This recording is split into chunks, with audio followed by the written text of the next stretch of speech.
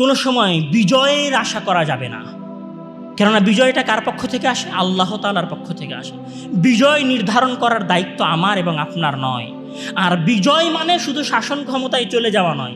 বিজয় মানে কি? বিজয় মানে মহান আল্লাহ তাআলা বলছেন যে ইয়া আইয়ুহাল্লাযীনা আমানু ইন তানসুরুল্লাহা ইয়ানসুরুকুম ওয়া ইউসাব্বিত আকদামাকুম। যদি তোমরা আল্লাহ তাআলাকে সাহায্য করো তাহলে আল্লাহ তাআলা তোমাদেরকে সাহায্য করবে, তোমাদেরকে বিজয় দান করবে। সেই বিজয়টা কি?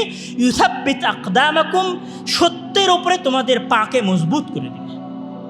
মানে সত্যের উপর দৃঢ় থাকতে পারাটাই হচ্ছে ইসলামের সবচেয়ে বড় বিজয়। এবং আপনি যদি এই বিজয়টাকে আনতে চান তাহলে আপনি এই বিজয়টাকে কোনোদিন আপনার থিওরিতে আনতে পারবেন না। ধরেন আপনি একটা 10তলা বিল্ডিং বানাতে চাচ্ছেন। এখন এই 10তলা বিল্ডিং ইঞ্জিনিয়ারের থিওরিতে প্রতিষ্ঠা করতে হবে নাকি আপনার গ্রামের কৃষকের থিওরিতে প্রতিষ্ঠা হবে? আপনি বলছেন যে আমি ইসলামী খেলাফা প্রতিষ্ঠা করব, ইসলামী শাসন ব্যবস্থা প্রতিষ্ঠা করব, সেখানে আল্লাহর দেওয়া কোনো কথাই নেই, তাহলে কিসের ইসলামী শাসন ব্যবস্থা? মহান আল্লাহ তাআলা বলছেন যে ওয়ামান নাসরু ইল্লা মিন ইনদিল্লাহ, যে ইন্নাল্লাহা আজিজুন হাকিম, যে বিজয় আসবে শুধুমাত্র আল্লাহ তাআলার পক্ষ থেকে। এখন চেষ্টাই তো আল্লাহ তাআলার জন্য কিছুই নাই। আপনি হচ্ছেন এক ইসলামী দলের নেতা, আপনার হচ্ছে দাড়ি চাচা, আপনার প্যান্ট হচ্ছে টাকনোর নিচে, আপনি দুই পাশে নারীকে নিয়ে বসে আছেন, এটা তো ইসলাম না। তাহলে এই থিওরির মাধ্যমে কোনোদিন ইসলামিক বিপ্লব আসবে না। তাহলে আপনাকে সম্পূর্ণভাবে ইসলামে ফিরে যেতে হবে, তাহলে এখানে ইসলামিক বিপ্লব সম্ভব হবে।